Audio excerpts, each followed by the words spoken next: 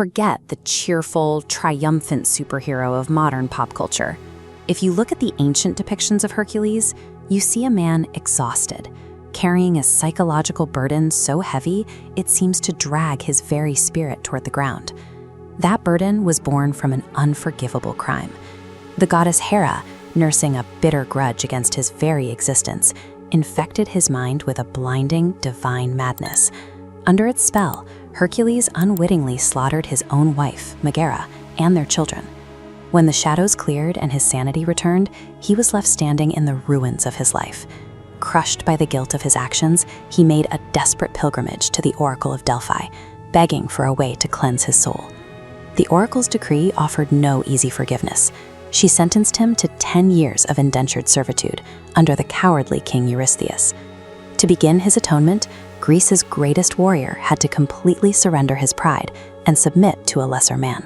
The 12 labors function as a brutal psychological gauntlet, testing whether total submission and extreme physical suffering can ever truly wash away the stain of murdering one's own family. The first phase of this sentence was a gauntlet of raw violence. He was sent to hunt down terrifying beasts, creatures deliberately raised by Hera with the explicit goal of tearing him apart. His opening trial was the Nemean lion. Its hide was so dense that arrows simply bounced off its skin. Stripped of traditional weapons, Hercules had to corner the beast in its cave and crush the life out of it with his bare hands. This chart visualizes the terrifying math of his next target, the Lernaean Hydra. This battle was impossible to win by hacking and slashing. Every time Hercules lopped off one head, 2 more would spring from the severed stump, creating an overwhelming swarm. He only survived by calling on his nephew, Iolaus, who used a burning torch to scorch the flesh of the neck stumps before the new heads could sprout. Once the monster was finally dead, Hercules dipped his arrows into its highly toxic blood. Surviving these vicious attacks proved his strength, but physical trauma was not enough to pay for his sins. To truly break his ego, the nature of his trials had to shift from life-or-death combat to profound, calculated humiliation. Seeing that Hercules couldn't be killed in a straight fight, King Eurystheus began assigning tasks specifically designed to degrade him and test his self-control. He was ordered to capture the Ceryneian hind, a golden-horned deer intensely sacred to the goddess Artemis. Because harming a single hair on the animal would invite divine wrath, Hercules had to silently, painstakingly track the incredibly swift creature across the continent for an entire year before safely capturing it. Then came an assignment meant purely to insult him, cleaning the Augean stables.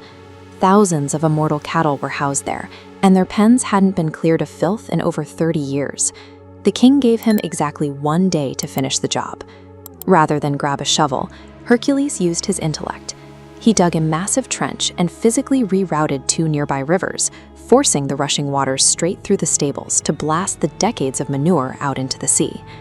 By silently absorbing the sheer exhaustion and weathering the mockery of a lesser king, Hercules was successfully grinding down his own ego. He was tempering his spirit, preparing for a final set of trials that lay entirely outside the mortal world.